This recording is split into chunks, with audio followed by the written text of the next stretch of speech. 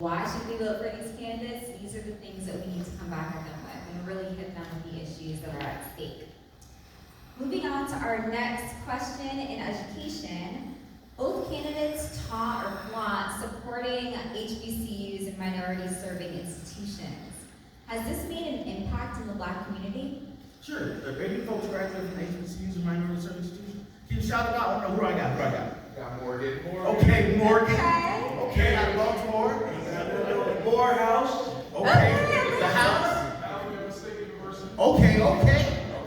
Tennessee State. Okay, Tennessee. I love that. All right. Absolutely. Big shout out to my Clark Atlanta University. Absolutely. So the reality is, funding for HBCUs in both parties hasn't been great. Now, I want to be clear because it was said earlier, not only is it a party issue, it's really at a state issue, right? The state allocations have been unequal for quite some time.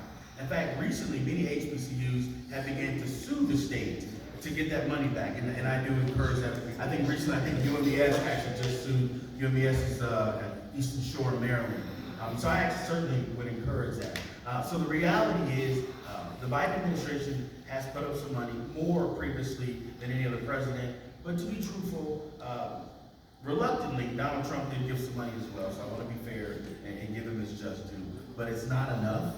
These schools have been underfunded for over a century. Decades. Yeah. Over a century.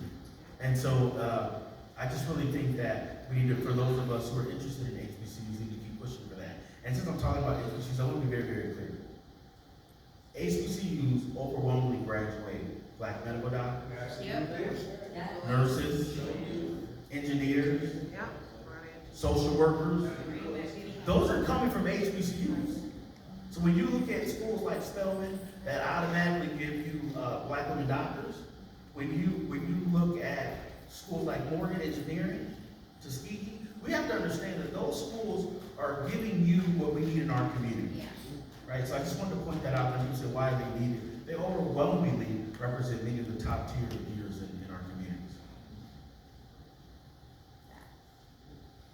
Thank you. So we're going to pivot into our next subset of questions around law enforcing and policing. So while everyone can answer these questions, there's going to be a specific focus on Attorney Holloway, since she focuses on law enforcement as well. So our first question will be, why do you believe the George Floyd Justice in Policing Act 2021 has not been passed? Well, it didn't make it through the Senate, but I think the reason is somewhere between qualified immunity and unions, police unions, who have a tremendous amount of power. And so qualified immunity, I'm a lawyer, but I have to go back and look. It's really interesting. So basically, in order for you to hold an officer liable, in his or her exact jurisdiction, they would have had to have done some similar act that was deemed unconstitutional, very similar, very specific. If not, they're basically, they're not going to be held accountable for that. So it's just, it burdens, frankly, it burdens communities, but it also burdens cities.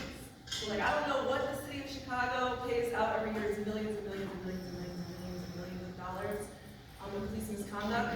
And then and then the police unions have a tremendous amount of power, but probably because of that on the Congress. No, that was great. That was great. Keep it real. I'll censor myself.